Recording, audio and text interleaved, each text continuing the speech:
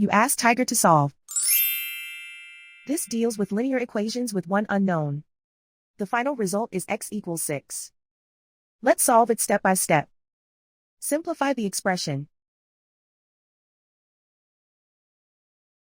Group all x terms on the left side of the equation. Subtract 5x from both sides. Group like terms. Simplify the arithmetic. Group like terms. Simplify the arithmetic. Group all constants on the right side of the equation. Add 18 to both sides.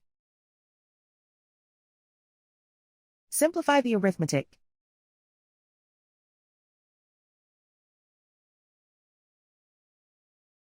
Isolate the x. Divide both sides by 2. Simplify the fraction.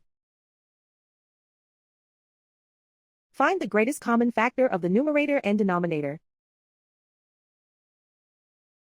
Factor out and cancel the greatest common factor.